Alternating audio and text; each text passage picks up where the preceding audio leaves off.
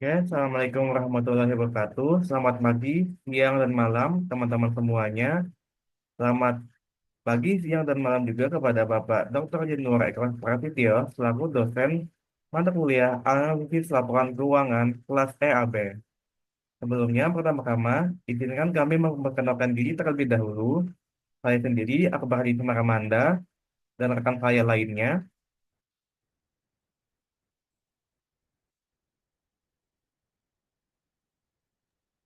Saya Zaki Afiksena, NIM 139. Saya Putra Rizky Prasetyo dengan NIM 159. Saya Satria Mandala Pramtito, NIM 163. Saya Rama Sevana dengan NIM 177. Oke, lanjut. Pada kesempatan kali ini, kita akan membahas materi mengenai pelaporan keuangan dan analitis. Yang pertama itu ada pelaporan lingkungan, yang kedua ada alarm dan tujuan akuntansi, yang ketiga itu ada akrual batu penjuru akuntansi, yang keempat ada konsep penghasilan, yang kelima ada nilai wajar akuntansi, dan yang terakhir ada pengantar akuntansi analis. Dilanjut, untuk materi yang pertama, itu akan dipaparkan oleh saya sendiri, Akbar Samaramanda, dengan laporan keuangan. Jadi laporan keuangan itu adalah jantungnya perusahaan, jantungan keuangannya perusahaan, yang mana itu ada laporan laba rugi, laporan perubahan modal atau perubahan ekuitas, dan juga ada laporan neraca. Neraca itu sama dengan laporan ini ya, laporan posisi keuangan. Terus ada juga yang namanya CLK, catatan atas laporan keuangan, dan juga arus kas. Jadi laporan keuangan itu disajikan secara tahunan. Nah, laporan ini itu berfungsi untuk mempublikasikan produk, layanan, serta pencapaian perusahaan kepada para pemegang saham dan pihak lain. Masuk pihak lain di sini itu bisa jadi pihak internal dan juga eksternal. Kalau pihak internal itu kayak karyawan perusahaan sendiri, auditor internal perusahaan, ini yang berhubungan dengan orang internal perusahaan. Sedangkan pihak eksternal itu seperti pemegang saham, pemerintah, dan lain-lain. Orang di luar dari perusahaan itu sendiri. Saat menganalisis laporan triwulan, kita juga perlu mengenali dua faktor. Yang pertama itu ada musiman dan juga penyesuaian akhir tahun. Oke, dilanjut.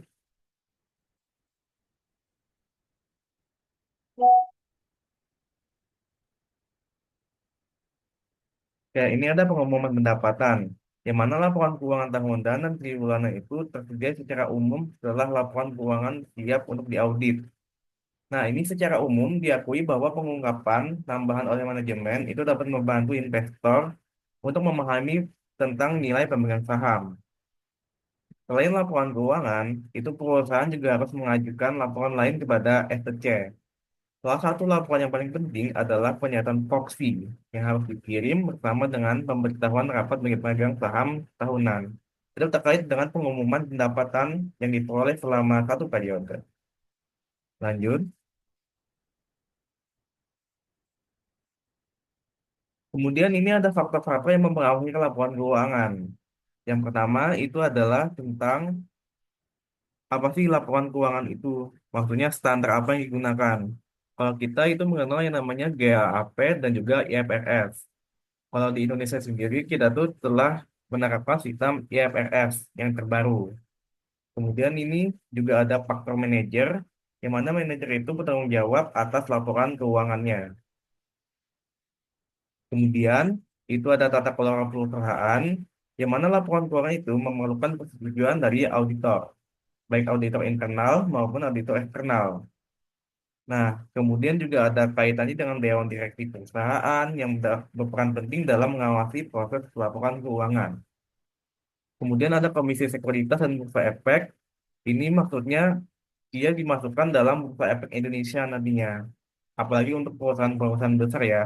Laporan keuangannya itu akan dipublish untuk publik apabila perusahaannya udah bersifat TBK. Kemudian ada sumber informasi alternatif lainnya. Ini ada berupa informasi ekonomi, industri, dan perusahaan. Itu maksudnya untuk ekonomi ya tentang keuangan perusahaan itu sendiri.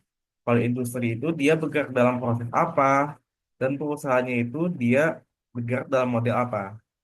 Kemudian ada pengungkapan sukarela yang diserahkan oleh perusahaan masing-masing dan juga ada media perantara informasi antara perusahaan internal dengan pihak-pihak luar lainnya.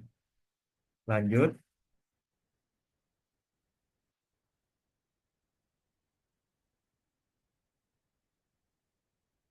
Kemudian ini ada sifat dan tujuan keuangan atau akuntansi keuangan yang dijelaskan oleh rekan saya. Silakan.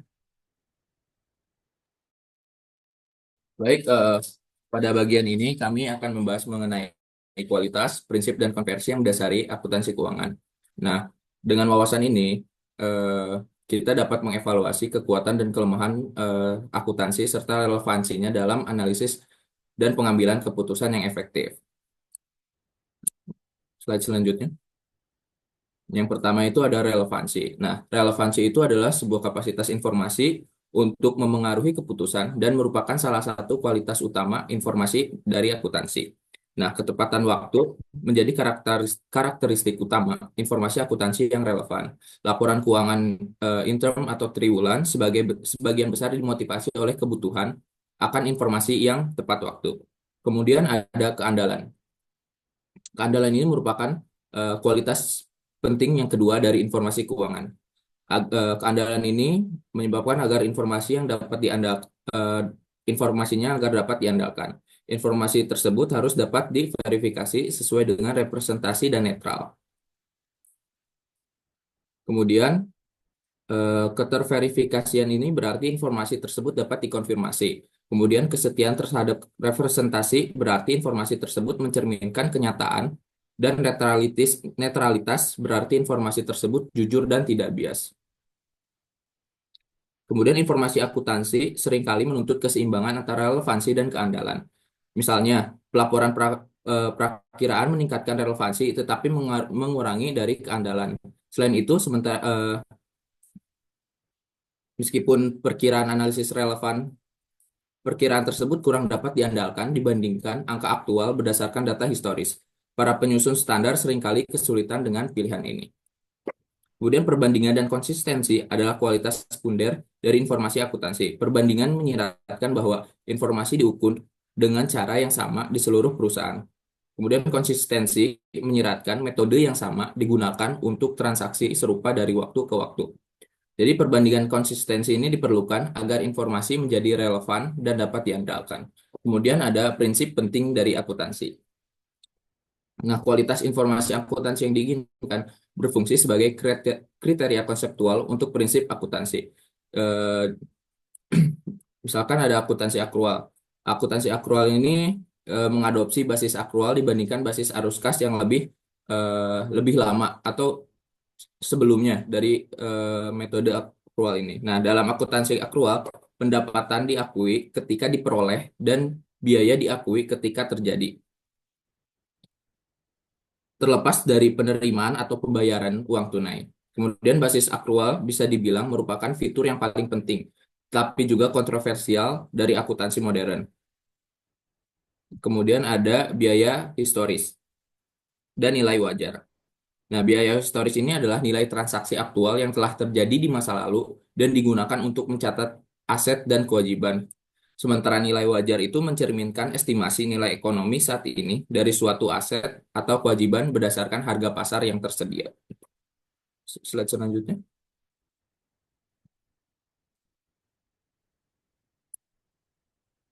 Kemudian ada materialitas. Nah, materialitas ini mengacu pada besarnya kelalaian atau kesalahan penyajian informasi yang dapat memengaruhi keputusan pemakai laporan keuangan. Kemudian ada konservatisme. Konservatisme ini prinsip akuntansi yang mengakui kerugian lebih cepat dibandingkan keuntungannya. Konservatisme tanpa syarat selalu meremehkan nilai aset. Kemudian konservatisme bersyarat mengenali kerugian segera tetapi menunda pengakuan keuntungan. Kemudian selanjutnya. Nah, ada relevansi dan keterbatasan akuntansi. Akuntansi keuangan tetap menjadi sistem yang paling relevan dan dapat diandalkan untuk mencatat, mengklasifikasikan, dan meringkas kegiatan bisnis, meskipun memiliki keterbatasan. Kemudian, seberapa relevankah informasi akuntansi keuangan untuk analisis? Nah, untuk melacak kemampuan pendapatan dan nilai buku, untuk menjelaskan harga saham, baik secara terpisah maupun gabungan. Kemudian untuk sebagian besar perusahaan selama periode 40 terakhir, pameran tersebut gambar di atas menunjukkan bahwa pendapatan dan nilai buku gabungan mampu menjelaskan antara 50% dan 75% perilaku harga saham. Selanjutnya.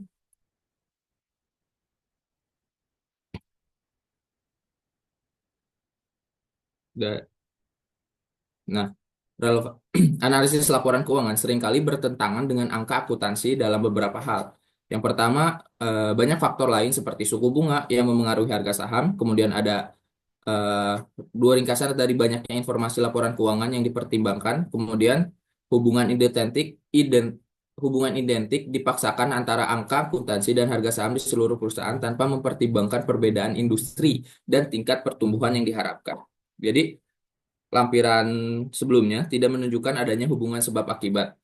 Artinya, kita tidak dapat menentukan sejauh mana angka akuntansi yang secara langsung menentukan harga saham.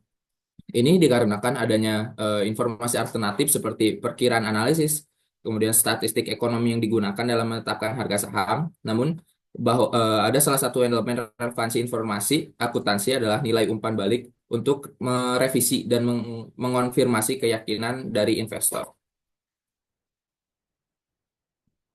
Selanjutnya. Kemudian keterbatasan informasi laporan keuangan. Nah, sumber informasi lain seperti perkiraan dan laporan analisis menjadi pesaing utama laporan keuangan karena yang pertama itu ada ketepatan waktu. Laporan keuangan dirilis tiap triwulan, sedangkan analisis memperbarui perkiraan secara real time. Kemudian ada frekuensi. Laporan keuangan bersifat periodik, sedangkan informasi dari analisis dapat diperbarui kapan saja sesuai kebutuhan. Kemudian berwawasan berwawasan masa depan, analisis menggunakan informasi berwawasan masa depan, sedangkan laporan keuangan cenderung mencerminkan kondisi historis. Nah, meskipun terdapat keterbatasan, laporan keuangan tetap menjadi sumber utama informasi bagi pasar keuangan. Mungkin selanjutnya akan dijelaskan oleh rekan saya. Oke, selanjutnya kita akan membahas mengenai akrual. Yang pertama, kerangka akuntansi akrual. Akrual dan arus kas. Akrual itu adalah jumlah penyesuaian akuntansi yang membuat laba bersih itu berbeda dari arus kas bersih. Akuntansi akrual sendiri mengurangi masalah penentuan waktu dan pencocokan. Alasannya, yang pertama, ekonomi kredit kita mengharuskan transaksi lebih sering daripada tidak melibatkan transfer uang tunai secara langsung. Yang kedua, biaya seringkali dikeluarkan sebelum manfaat terrealisasi, terutama ketika biaya melibatkan investasi pada pabrik dan peralatan. Yang ketiga, proses akrual itu meliputi pengakuan pendapatan dan juga pencocokan beban. Akrual jangka pendek dan jangka panjang. Akrual jangka pendek muncul terutama dari persediaan dan transaksi kredit yang menimbulkan semua jenis piutang dan hutang. Sedangkan akrual jangka panjang muncul dari kapitalisasi. Yang kedua, relevansi dan keterbatasan akuntansi. Yang pertama, relevansi akrual jangka pendek, yaitu mencatat pendapatan saat diperoleh dan pengeluaran saat terjadi. Yang kedua, relevansi akrual jangka panjang, yaitu mengkapitalisasi investasi dalam aset jangka panjang dan mengalokasikan biayanya selama periode manfaat masa depan. Yang ketiga, relevansi empiris akuntansi akrual. Perbedaan utama akuntansi akrual dan akuntansi arus kas adalah ketepatan waktu dalam mengakui aktivitas bisnis. Pendapatan akrual mengakui dampak dari sebagian besar aktivitas bisnis secara lebih tepat waktu. Yang ketiga, implikasi analisis akuntansi akrual. Mitos dan kesalahpahaman tentang akuntansi akrual, pendapatan, dan juga arus kas. Yang pertama, karena nilai perusahaan bergantung pada arus kas masa depan, maka hanya arus kas saat ini yang relevan untuk penilaian. Yang kedua, semua arus kas relevan dengan nilai. Yang ketiga, semua penyesuaian akuntansi akrual tidak relevan dengan nilai. Yang keempat, arus kas tidak dapat dimanipulasi. Yang kelima, semua pendapatan dimanipulasi. Yang keenam, tidak mungkin mengelola pendapatan secara konsisten dalam jangka panjang. Selanjutnya akan dijelaskan oleh teman saya. Baik, selanjutnya ini adalah konsep pendapatan.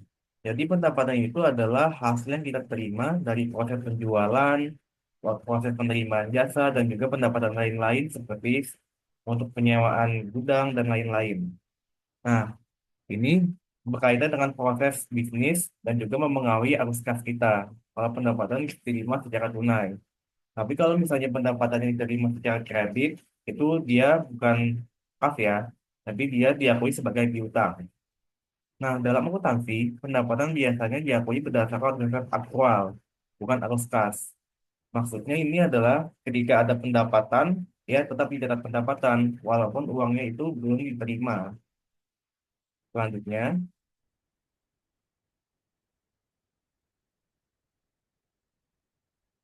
kemudian ada jenis pendapatan, ini dibagi menjadi tiga.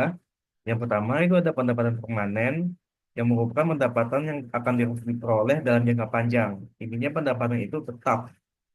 Nah, pendapatan permanen ini itu penting dalam penilaian ekuitas dan analisis kredit. Yang kedua itu ada pendapatan ekonomi, yang mana pendapatan ini itu untuk mengukur perubahan kekayaan dan pemegang saham selama periode tertentu, termasuk arus kas yang terrealisasi serta keuntungan yang belum terrealisasi. Yang terakhir itu ada pendapatan akuntansi, yang mana pendapatan akuntansi ini itu dilaporkan dalam laporan keuangan berdasarkan aturan akuntansi aktual. Intinya walaupun kasnya belum terima, ya harus dicatat juga sebagai pendapatan gitu. Nah, hal ini bisa berbeda dengan pendapatan ekonomi karena kebijakan akuntansi seperti penyusutan dan amortisasi. Intinya kalau ada penyusutan dan amortisasi itu bakal mengurangi pendapatan akuntansinya. Lanjut.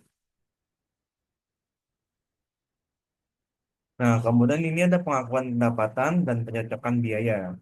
Pengakuan pendapatan itu mengikuti prinsip realisasi, yaitu pendapatan diakui saat telah diperoleh, bukan saat kas diterima.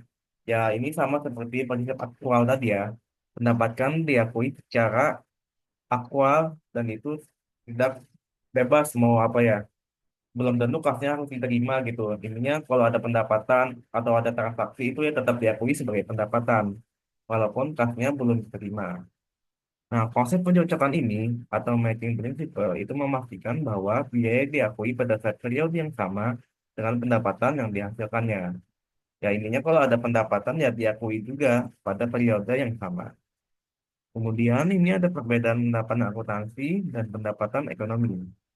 Kalau pendapatan akuntansi itu berdasarkan standar akuntansi dan mungkin dipengaruhi oleh kebijakan manajemen laba.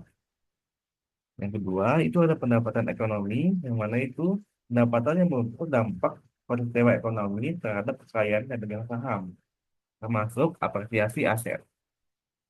Oke, lanjut. Kemudian ini ada implikasi dalam analisis keuangan. Investor dan analis itu lebih mempertimbangkan pendapatan permanen dibandingkan dengan pendapatan akuntansi, karena lebih mencerminkan prospek jangka panjangnya. Jadi kan kalau permanen itu ya, itu pendapatan secara jangka panjang. Kemudian juga terdapat penyesuaian terhadap pendapatan akuntansi itu diperlukan untuk memberikan gambaran yang lebih akurat mengenai kinerja perusahaan. Saya lanjut. Untuk materi selanjutnya ini akan dijelaskan oleh rekan saya. Gitu. Selanjutnya akan tentang akuntansi nilai wajar. Nilai wajar itu atau fair value itu berarti nilai pasar. Namun disebut nilai wajar itu karena tidak selalu ada ada transaksi untuk barang tersebut. Jadi disebut fair value, nilai wajar. Fair value didefinisikan sebagai harga tukar, yaitu harga yang akan diterima dari penjualan suatu aset atau dibayarkan untuk transfer suatu kewajiban dalam transaksi yang teratur antara peserta pasar pada tanggal pengukuran. Next. 5 aspek penting dalam definisi fair value. Yang pertama, pada tanggal pengukuran, nilai wajar ditentukan berdasarkan tanggal laporan keuangan, misalnya tanggal neraca, bukan berdasarkan harga pada saat aset dibeli atau kewajiban diambil. Kedua, transaksi hipotesis. Penentuan nilai wajar tidak mengharuskan adanya transaksi nyata. Sebaliknya, nilai wajar dihitung seolah-olah aset dijual pada tanggal pengukuran. Ketiga, transaksi yang teratur. Transaksi yang teratur. Nilai wajar harus mencerminkan harga dalam kondisi pasar yang normal, bukan dalam kondisi tertekan atau darurat, seperti likuidasi paksa. Nah, next. 4. Pengukuran berbasis pasar. Nilai wajar mencerminkan harga yang peserta pasar akan bayarkan untuk aset tersebut, bukan nilai unik berdasarkan penggunaan aset dalam suatu bisnis tertentu. Kelima, harga keluar. Fair value mengacu pada harga jual aset, exit price, bukan harga beli suatu aset. Untuk kewajiban, fair value adalah harga yang harus dibayarkan untuk mentransfer kewajiban ke pihak lain, bukan harga yang diterima untuk mengambil kewajiban tersebut. Next.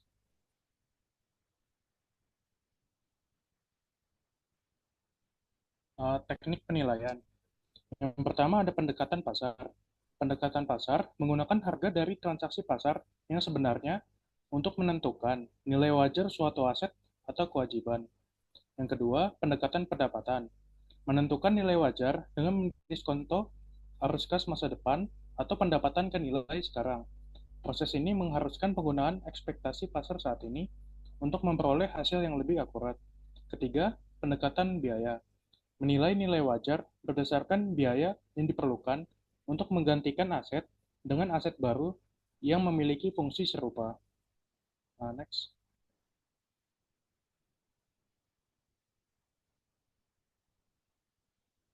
Implikasi fair value terhadap analisis laporan keuangan. Yang pertama, perubahan fokus ke neraca. Neraca menjadi pusat analisis utama karena lebih mencerminkan kondisi ekonomi perusahaan. Sementara laporan laba rugi kehilangan sebagian relevansinya. Kedua, penyesuaian laba untuk analisis. Laba perlu disesuaikan dengan memisahkan dampak operasional dari keuntungan dan kerugian yang belum direalisasi akibat perubahan nilai wajar. Ketiga, evaluasi penggunaan input dalam penilaian.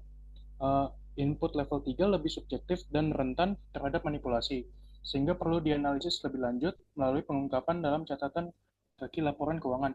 Ini maksudnya level input itu di buku ada piramida input. Level ketiga itu subjektif menurut pendapat ininya, pendapat orang.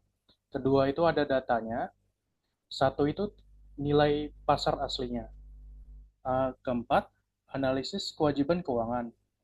Penurunan nilai wajar utang dapat meningkatkan laba secara artifisial, sehingga dalam analisis rasio utang terhadap ekuitas lebih baik menggunakan nilai nominal utang. Selanjutnya akan dilanjutkan oleh rekan saya.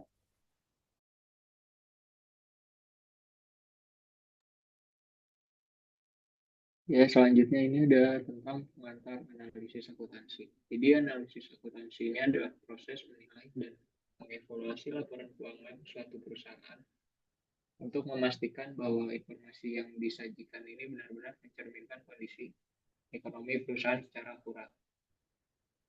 Proses ini dilakukan dengan melihat angka-angka dalam laporan keuangan guna mengidentifikasi apakah terdapat kesalahan, distorsi, atau manipulasi yang bisa mempengaruhi pemahaman tentang kinerja keuangan perusahaan. Laporan keuangan ini juga menjadi sumber informasi bagi beberapa stakeholder yang berkepentingan dengan perusahaan seperti investor, kreditur, dan manajemen. Oleh sebab itu, laporan keuangan ini nantinya akan digunakan sebagai dasar pengaduan perusahaan. Maka analisis akuntansi ini diperlukan untuk memastikan bahwa informasi yang digunakan itu akurat dan tidak menyesatkan. Next.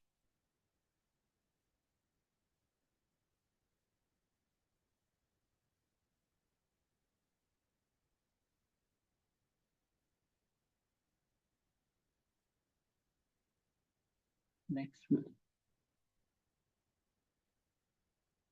Oke, selanjutnya tujuan dan pentingnya analisis akuntansi. Analisis akuntansi ini memainkan peran krusial dalam memastikan keuangan itu memberikan gambaran yang akurat tentang kondisi perusahaan.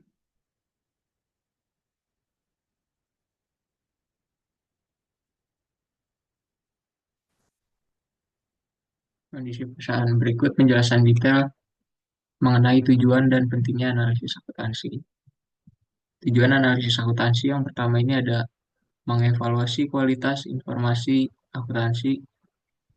Laporan keuangan ini harus menyajikan informasi yang andal, relevan, dan sesuai dengan standar akuntansi yang berlaku.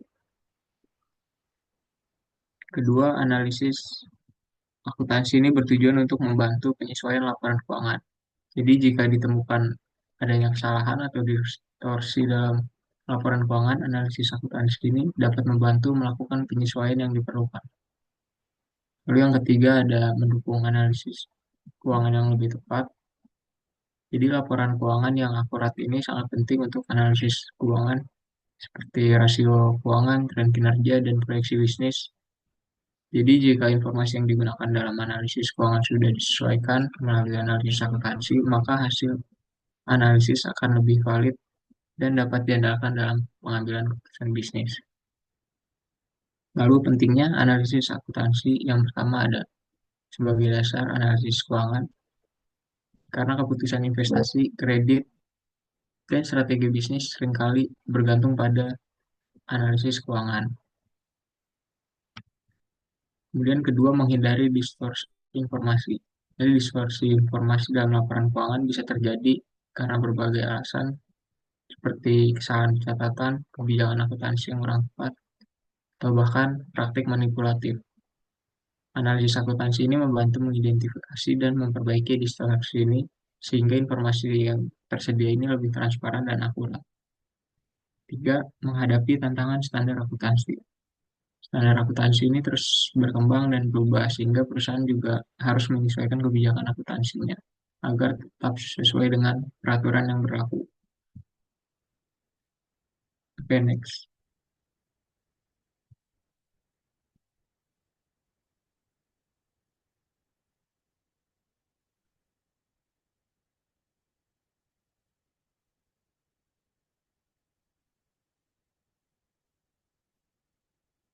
Kemudian distorsi dalam akuntansi. Jadi distorsi dalam laporan keuangan ini terjadi ketika informasi yang disajikan itu dalam laporan keuangan ini nggak sepenuhnya mencerminkan kondisi ekonomi yang sebenarnya. Distorsi ini dapat membuat pemangku kepentingan seperti investor dan kreditur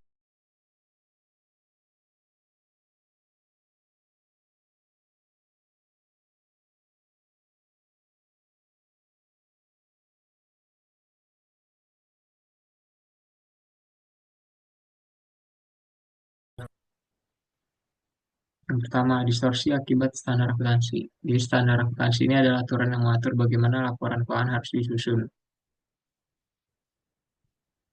Namun dalam beberapa kasus, standar ini dibuat melalui kompromi politik atau kebijakan tertentu yang dapat menyebabkan laporan keuangan ini tidak sepenuhnya mencerminkan realitas ekonomi perusahaan. Lalu yang kedua ada distorsi akibat kesalahan estimasi. Jadi dalam akuntansi beberapa angka dalam laporan keuangan itu tidak berdasarkan transaksi yang pasti, tapi bergantung pada estimasi dan asumsi tertentu. Jika estimasi ini salah, maka laporan keuangan bisa menjadi tidak akurat. Contoh pada piutang tak tertagih, perusahaan harus memperkirakan banyaknya piutang yang kemungkinan besar itu tidak dibayar oleh pelanggan. Jika perkiraan ini terlalu rendah, perusahaan bisa menganggap keuangannya lebih baik dari sebenarnya. Hal ini akan berdampak pada laba perusahaan yang bisa terlihat tinggi atau lebih rendah dari kondisi sebenarnya, yang bisa menyesatkan investor dan pemegang saham. Tiga, distorsi akibat konservatisme dalam akuntansi. Jadi konservatisme dalam akuntansi ini adalah prinsip yang mengharuskan perusahaan untuk lebih berhati-hati dalam mencatat pendapatan dan aset, serta lebih cepat mengakui biaya dan kewajiban. Meskipun prinsip ini bertujuan untuk menghindari laporan keuangan yang terlalu optimis, pendekatan yang terlalu konservatif juga justru bisa menyebabkan distorsi. Contoh jika nilai aset terlalu rendah. Ini jika perusahaan menilai asetnya dengan harga yang terlalu rendah dibandingkan dengan nilai pasarnya. Maka total aset yang dilaporkan dalam neraca bisa terlihat lebih kecil dari kenyataannya. Hal ini akan berdampak pada perusahaan ini bisa tampak kurang menguntungkan dari sebenarnya sehingga investor mungkin enggan untuk berinvestasi. Next,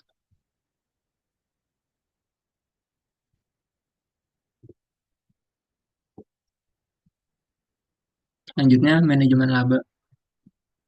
Jadi manajemen laba ini adalah praktik di mana perusahaan ini secara sengaja mengubah untuk memodifikasi angka dalam laporan keuangan untuk mencapai tujuan tertentu. Praktik ini bisa dilakuin tanpa melanggar aturan akuntansi, tapi dapat menyesatkan pemangku kepentingan seperti investor, kreditur, dan regulator karena nggak selalu mencerminkan realitas ekonomi perusahaan.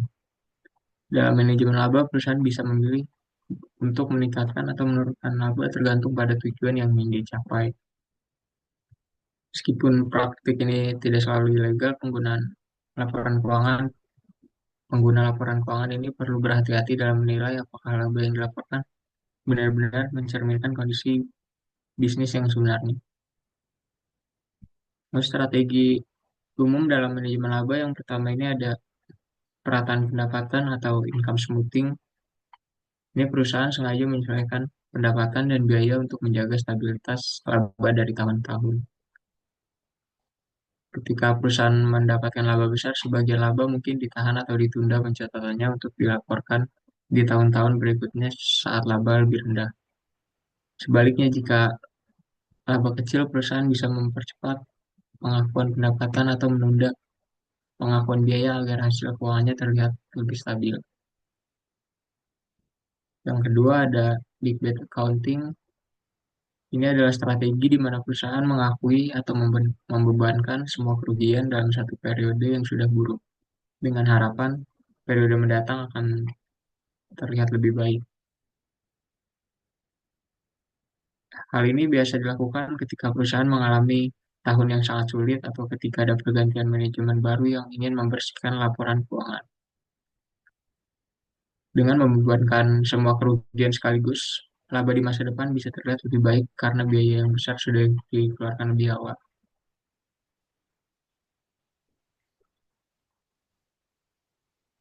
Lalu tujuan manajemen laba ini, yang pertama ada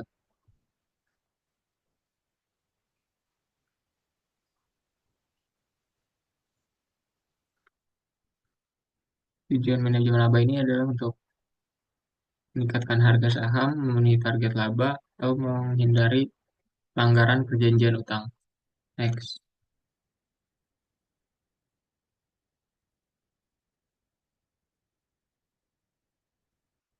Kemudian ada proses evaluasi kualitas laba. Jadi, evaluasi kualitas laba ini bertujuan untuk menentukan apakah laba yang dilaporkan dalam laporan keuangan benar-benar mencerminkan kondisi ekonomi perusahaan. Karena laba yang berkualitas tinggi seharusnya itu konsisten mencerminkan kondisi kinerja bisnis dari yang sebenarnya, kemudian didukung oleh arus kas yang cukup dan tidak dipengaruhi oleh perubahan kebijakan akuntansi yang tidak wajar. Nah, berikut langkah-langkah mengevaluasi kualitas laba. Yang pertama ada mengidentifikasi kebijakan akuntansi utama. Ini dengan memahami kebijakan yang digunakan perusahaan dalam laporan keuangan seperti metode depresiasi atau pengakuan pendapatan. Lalu yang kedua ada mengevaluasi fleksibilitas akuntansi. Fleksibilitas akuntansi ini mengacu pada sejauh mana perusahaan dapat memilih kebijakan akuntansi yang menguntungkan bagi mereka. Semakin besar fleksibilitasnya, maka semakin tinggi risiko manipulasi laba yang dilakukan. Tiga ini menilai kebijakan akuntansi. Apakah kebijakan tersebut cenderung konservatif atau pesimistis atau agresif? Ini optimis. Perbedaan pendekatannya itu konservatif, mengakui biaya lebih awal, menunda pengakuan pendapatan, atau menilai aset lebih rendah biasanya digunakan untuk menghindari risiko pengungkapan berlebihan. Sementara untuk agresif ini mengakui pendapatan lebih cepat, menunda pengakuan pengakuan biaya, atau menilai aset lebih tinggi agar laba terlihat lebih baik. Yang keempat, ada mendeteksi tanda-tanda distorsi atau manajemen laba. Ini adalah salah satu langkah paling penting dalam evaluasi kualitas laba, yaitu mengidentifikasi apakah perusahaan itu telah menggunakan praktik manajemen laba atau ada distorsi dalam laporan keuangan. Berikut tanda peringatan yang perlu diperhatikan pada tahap ini, yaitu laba akuntansi selalu lebih tinggi dari arus kas operasi. Jika laba perusahaan ini meningkat, tapi arus kas operasinya tidak bertambah, ini bisa menjadi tanda bahwa perusahaan mengandalkan pencatatan akuntansi, bukan kinerja nyata. Kemudian yang kedua ada sering mengubah metode akuntansi, karena jika perusahaan sering mengganti metode akuntansi, misalnya merubah metode depresiasi atau pengakuan pendapatan, bisa jadi mereka mencoba menyesuaikan angka laba agar terlihat lebih baik.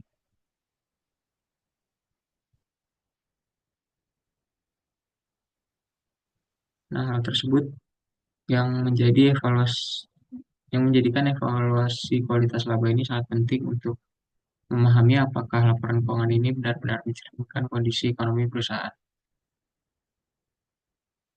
Dengan mengikuti proses tersebut, investor dan analis juga dapat menghindari jebakan dari praktik manajemen laba yang menyesatkan.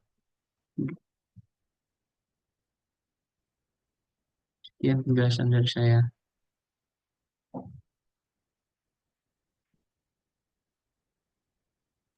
Oke, teman-teman, karena presentasi kita sudah selesai dan materinya semua sudah dipaparkan, maka berakhir pula lah sesi presentasi kita kali ini. Sebelumnya, apabila ada salah kata, mohon dimaafkan. Selamat berjumpa di video berikutnya. Terima kasih, teman-teman.